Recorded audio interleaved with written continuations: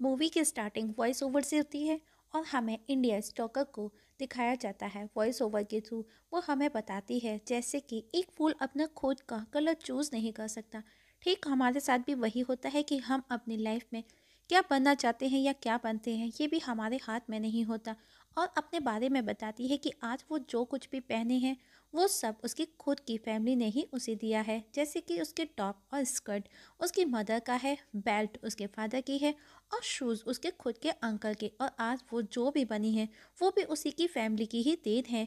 और आखिर हुआ क्या था ऐसा, उसके लिए हमें स्टोरी के फ्लैशबैक में जाना पड़ेगा। तो चलिए स्टार्ट करते हैं। हमें एक लड़की को दिखाया जाता है जिसका नाम इंडिया स्टॉकर है, जो कि अपने घर के बैकग्राउंड में खेल रही है। खेलते खेलते वो एक पेड़ पर चढ़ी जहाँ उसे एक गिफ्ट बॉक्स मिला। आज उसका 18 बर्थडे है।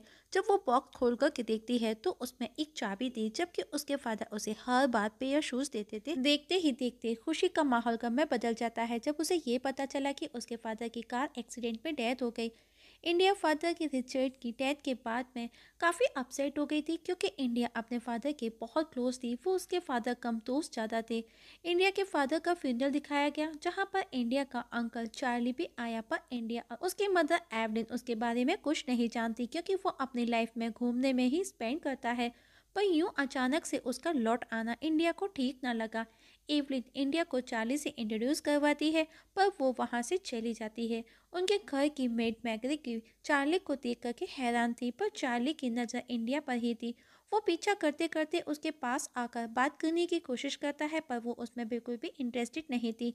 चार्ली कुछ दिन उन्हीं के घर स्टे करने वाला है। नेक्स्ट डे इंडिया ने मैग्रिक और चार्ली को बात करते सुना। मैग्रिक उसे कहती है, मैंने वो सब किया जो तुमने मुझसे कहा। मैंने तुमको हर इंफॉर्मेशन पास आउट की, पर आज तुम मेरे साथ में ऐसे क्यों कर रहे हो। इसके बाद मैं मैग्रिक का कुछ पता नहीं चला।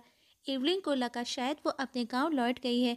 जब उसने इंडिया को बाहर चलने का कहा घूमने के लिए, इंडिया ने कहा आप एक विडो हैं। विक्टोरियन टाइम में विडो 2 साल तक अपने हस्बैंड का शोक मनाती है, पर फादर की डेथ को अभी 2 दिन भी नहीं हुए हैं। पर एवलिन चार्ली के साथ में चली गई।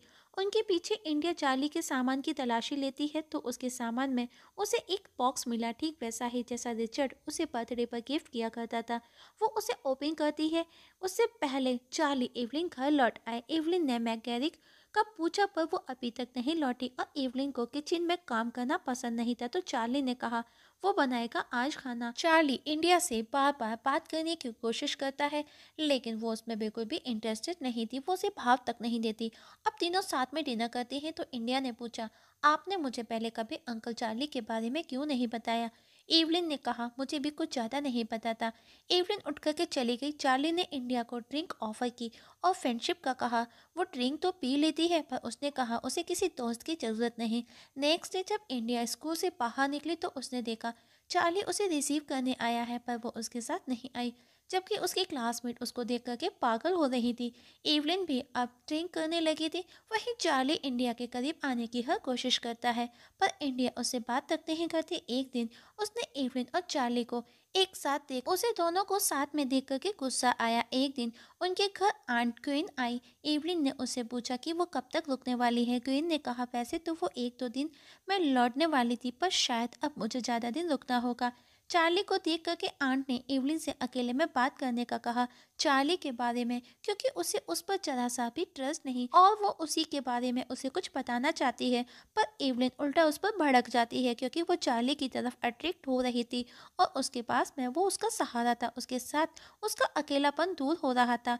अब क्वीन जब होटल लौटती है तो इंडिया को अपना मोबाइल नंबर देते हुए कॉल करने का बोलती है। चार्ली ने ग्वेन से उसके होटल का नाम पूछा। ग्वेन कहीं ना कहीं चार्ली के बारे में कुछ न कुछ तो ऐसा जानती थी कि वो अपने होटल का नाम बता देने पर उसे अपना होटल ही चेंज कर लेती है। अब उसे रात को नींद नहीं आती। इनडायरेक्टली कहा जाए तो ग्वेन डरी हुई थी। वो अपना मोबाइल भी कहीं भूल गई, उसे याद नहीं आता। एवलिन रेडी होकर के चार्ली के रूम में आई, पर वो वहाँ नहीं था। तभी घर का फ़ोन बजा, जो कि ग्वेन ने बूथ पर जाकर के इंडिया से बात करने के लिए किया था, पर कॉल रिसीव नहीं हुआ। तभी चार्ली बूथ पर आया और ग्वेन को मार डाला। एवलिन को चार्ली के बैग से रिचर्ड का इंडिया का बर्थडे बॉक्स मिलता है। इंडिया को घर के फ्रीजर में मैग्रिक की बॉडी मिली। कहीं ना कहीं इंडिया को चार्ली पर शक होने लगा था। एक दिन वापस से चार्ली इंडिया को रिसीव करने उसके स्कूल पहुंचा। उसे देख करके इंडिया अपना रास्ता बदल लेती है। अब वो दूसरे रास्ते से जाती है जहाँ पर कुछ लड़के उसे परेशान करते हैं। तभी एक लड़का एवलिन और चार्लिंग मीन्स उसकी मदर उसके अंकल के अफेयर को लेकर के बोलने लगा। तो इंडिया ऑलरेडी चार्ली के नाम से भड़की थी, तो वो उस लड़के को पेंसिल घुसा देती है।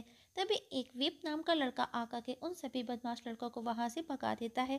घर पर इंडिया पियानो बजाती है जो कि अकेली थी, तो चार्ली उसके पास आकर के बैठ जाता है और पियानो बजाने लगा। और पियानो बजाते बजाते वो उसे टच करता है, उसके क्लोज आने की कोशिश करता है। उस दौरान हम देखते हैं कि इंडिया भी काफ़ी एक्साइटेड हो जाती है। तो चार्ली अब वहाँ से उठ करके चला जाता है। रात को इंडिया ने देखा एवलिन और चार्ली दोनों डांस करते करते क्लोज आ रहे थे। दोनों को इतना करीब देख करके इंडिया वहाँ से चली गई। चार्ली भी उसको देख लेता है। चार्ली को विप मिला। विप उसे रेस्टोरेंट चलने का बोला, पर इंडिया उसे पार्क में लेकर गई। वहाँ वो उससे बात करते करते उसके क्लोज आई और उसे किस करने लगी। और किस करते हुए वो उसे बाइट कर लेती है। लेकिन विप को गुस्सा नहीं आया। वो गुस्सा करने की जगह और ज़्यादा एक्साइटेड हो गया और वो इंडिया के साथ में ज़बरदस्ती करने लगा। तभी उसका अंकल वहाँ आ गया। उसने विप के हाथ पैर बांध दिए और उसे मार करके वहीं अपने घर के बैकयार्ड में दफना दिया। घर पर शावर लेते समय इंडिया को वो सब याद आया और वो बहुत रोई और साथ ही वो खुद को प्लीज भी करती है। और अब उसने आंट क्वीन को कॉल किया तो उसे उनके फ़ोन की आवाज़ अपने घर के बैकयार्ड से ही आई। और अब उसे सब समझ आ गया कि क्वीन को भी चार्ली ने ही मार डाला। नेक्स्ट डे इंडिया अपने फादर के स्टडी रूम में जाकर के एक ड्रॉवर को खोलती है जिसकी चाबी उसे बर्थडे प्रेजेंट में मिली। उस ड्रॉवर में उसे कुछ फ़ोटोज़ मिली।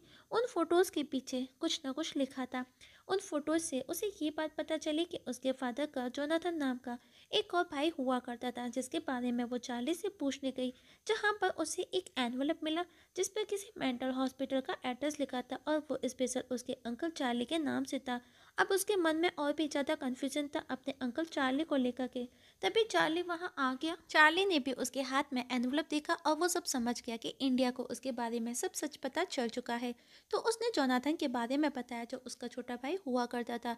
उसने बताया कि उसके फादर रिचर्ड हमेशा जोनाथन पर ही ध्यान देते थे, चार्ली को इग्नोर करते थे। इस सब से उसके मन में अपने खुद के भाई जोनाथन के लिए इतनी नफरत बढ़ गई कि उसने अपने भाई जोनाथन को ही खेल खेल में जिंदा दफना दिया, जिसके लिए उसे मेंटल हॉस्पिटल भेज दिया गया। और उसने इंडिया को लेटर भेजे पर रिचर्ड उसके फादर ने उस तक पहुंचने नहीं दिए। और जिस दिन तुम्हारा 18 बर्थडे था मैं तुमसे मिलना चाहता था, पर तुम्हारे फादर रिचर्ड ने ऐसा नहीं होने दिया। वो नहीं चाहते थे कि मैं तुमसे मिलूं, तो मैंने उसको भी मार डाला। इंडिया ने पूछा फिर तुम यहाँ क्यों आई? चार्ली ने कहा मैं बस तुम्हारा 18 का होने का वेट कर रहा था ताकि वो उसे अपने साथ ले जा सके। मतलब कि वो उसे बचपन से प्यार करता था और आज वो उसे प्रपोज भी करता है। उसे उसका 18 बर्थडे प्रेजेंट देता है, हाई हील सैंडल। मतलब कि वो शूज़ चार्ली ही भेजा करता था, ना कि उसके फादर। तभी वहाँ पर विप के बारे में पूछताछ करते हुए ऑफिसर आया, पर इंडिया सब संभाल लेती है और वो चार्ली को बचा लेती है। और अब चार्ली न्यूयॉर्क शिफ्ट होने का बोलता है। इंडिया भी रेडी थी। वो दोनों क्लोज आते हैं। वो इस समय काफ़ी क्लोज थे, तो एवलिन उन्हें देख लेती है और उनको इतना क्लोज देख करके वो पूरी तरह से डिस्टर्ब हो जाती है और बहुत कुछ जला देती है। वो दोनों न्यूयॉर्क जाने की तैयारी में लग जाते हैं। एवलिन भी रेडी होकर के चार्ली को अपने पास बुला कर के कहती है मुझे पता है रिचर्ड का एक्सीडेंट नहीं हुआ, उसे मारा गया और मैं जानती हूँ उसे किसने मारा। ये सुनकर के चार्ली एक पल के लिए शॉक्ड हो जाता है। इवन एवलिन को गोयन का भी पता चल चुका था। एवलिन उसे कहती है कि इंडिया मेरी बेटी को जाने दो, उससे दूर रहो। पर वो एवलिन को सिड्यूस करने लगा और सिड्यूस करते करते वो अपनी बेड से उसका गला दबा करके उसे मारने को था। तभी इंडिया अपने फादर की गन लेकर के वहाँ आ गई और उसने चार्ली को शूट कर मार डाला और उसकी बॉडी को भी वहीं घर के बैकयार्ड में दफना देती है।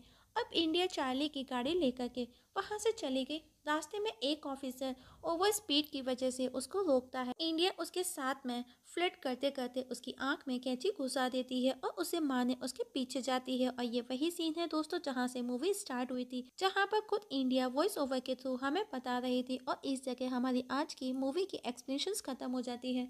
दोस्तों मूवी कैसी लगी कमेंट सेक्शन में कमेंट करके जरूर बताइएगा। पसंद आए तो लाइक और शेयर भी कर दीजिएगा। वीडियो देखने के लिए थैंक यू सो मच।